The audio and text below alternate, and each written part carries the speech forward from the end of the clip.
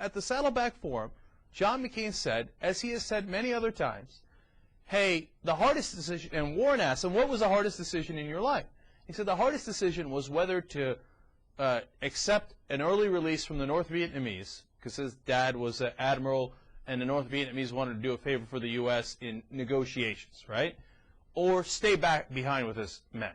And in classic politician mode, it turns out the hardest decision John McCain ever made was the greatest decision he ever made. He made the heroic decision to stay with his men.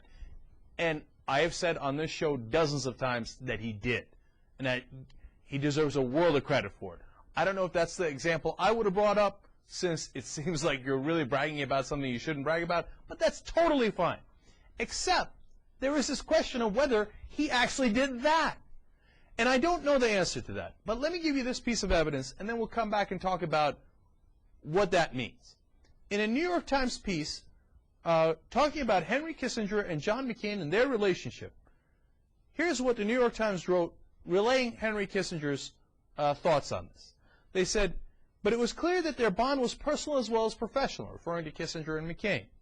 Mr. Kissinger described how they came to meet 3 decades ago.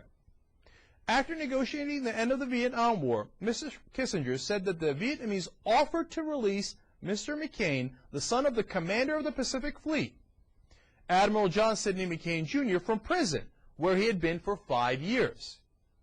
Mr. Kissinger refused, not wanting to give one soldier special treatment. Mr. Kissinger refused, not John McCain, Henry Kissinger. But here's one more paragraph on it from the New York Times. When the two men met some months later at a reception at the White House, Mr. Kissinger recalled Mr. McCain coming up to him and saying, "Thank you for saving my honor." Now, if John McCain made the decision, why did he have to thank Henry Kissinger for saving his honor? It would seem that Henry Kissinger made the decision, not John McCain. Now, why is this a question rather than an answer? The reason it's a question is because I don't know how the North Vietnamese prison camps worked. Could John McCain have also turned down his release earlier? Yes, it is possible. So McCain might have said, hey, no, I don't want to leave before the rest of my men do. And then later, this is 5 years that he's been detained, the North Vietnamese again make the offer to Henry Kissinger, and then Henry Kissinger also turns it down.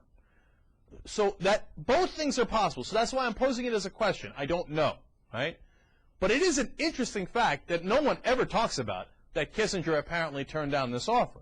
And the thing that gets me is that last sentence where McCain says to Kissinger, "Thank you for saving my honor."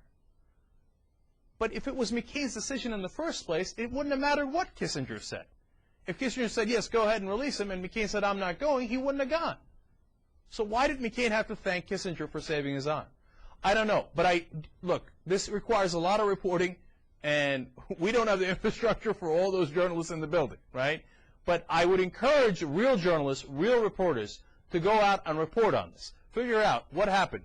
Did McCain refuse the release? Did Kissinger? Did both of them at different times? Because if McCain is also lying about this, as he did about the Solzhenitsyn story, whoa!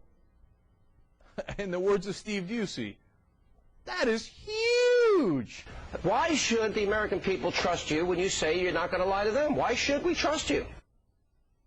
That's Sean Hannity. Answer the question, Senator McCain.